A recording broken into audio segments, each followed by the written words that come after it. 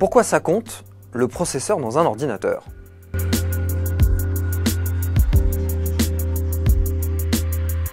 Alors, le processeur dans un ordinateur, ça compte parce que, en fait, pour faire très simple, le processeur est le super cerveau de votre machine. C'est lui qui va donner des instructions à droite, en récupérer à gauche, ranger un peu de données dans la mémoire, aller chercher ce qu'il faut dans le disque dur. Bref, plus il est puissant, plus votre PC sera à l'aise dans une multitude de tâches, que ce soit la bureautique, les tâches un peu plus spécialisées comme le montage de vidéos, et puis à l'extrême, les jeux.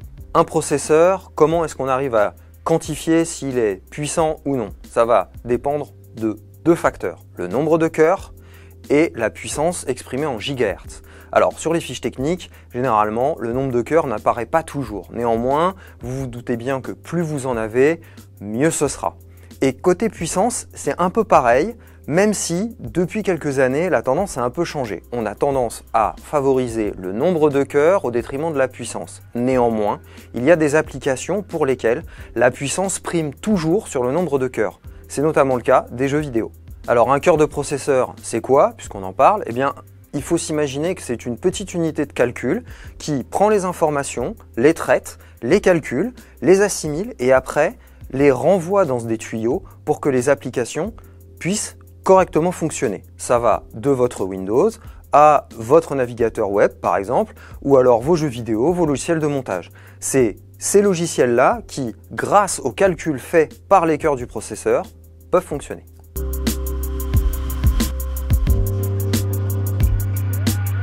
Chez Zeronet, comment on teste la puissance d'un processeur? Eh bien, de multiples façons. Déjà, on utilise des logiciels qui sont spécialement dédiés à cette fin. Ce sont par exemple des logiciels qui vont lancer des calculs assez lourds sur les cœurs, justement.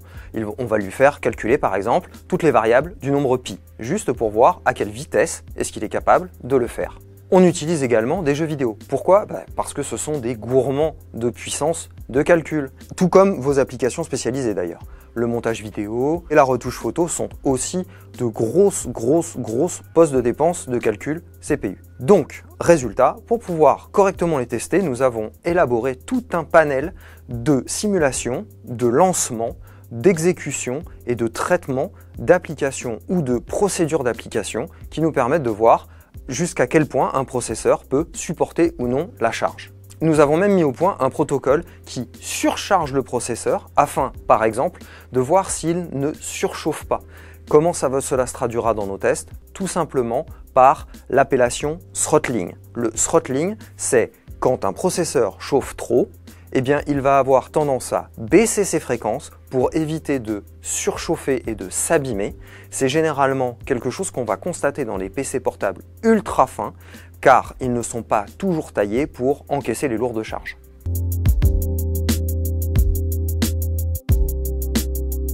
Comment bien choisir son processeur et surtout comment bien comprendre la référence que vous avez sous les yeux?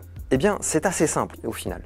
Chez Intel, tant que vous n'avez pas un Intel Core i3, c'est-à-dire un processeur Core d'entrée de gamme, vous êtes sur une puce qui est douée pour faire de la bureautique. Lorsque vous allez avoir une puce Core i3 ou Core i5 assez costaud, et bien là vous allez pouvoir envisager de faire davantage de choses avec votre machine, à savoir de la navigation, de la bureautique bien entendu, mais aussi un petit peu de jeu, un petit peu de retouche photo, un petit peu de montage vidéo, de la polyvalence en somme. Toujours chez Intel, une fois que vous aurez dépassé le Core i5, c'est-à-dire que vous montrez sur Core i7, Core i9, là c'est le déluge de puissance. Du jeu, de la retouche de vidéo 4K, etc., etc. Vous pourrez faire énormément de choses. Toutefois, il y a une nuance. Sur les ordinateurs portables ultra fins, que vous ayez un Core i3, un Core i5 ou un Core i7, il ne va pas falloir en attendre des prouesses en matière de puissance. C'est plus en matière d'autonomie que vous allez gagner à choisir un processeur Core i3 qu'un processeur Core i7.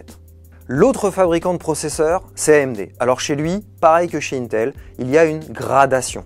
Vous avez tout d'abord les Athlon, qui sont un petit peu entrée de gamme, puis ensuite viennent les Ryzen 3, 5, 7 et 9, qui, bien évidemment, par incrémentation, vous proposeront de plus en plus de puissance.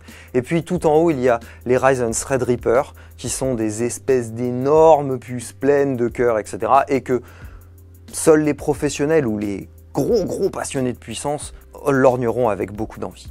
Alors, avant d'acheter votre prochaine machine, qu'est-ce que vous devez faire?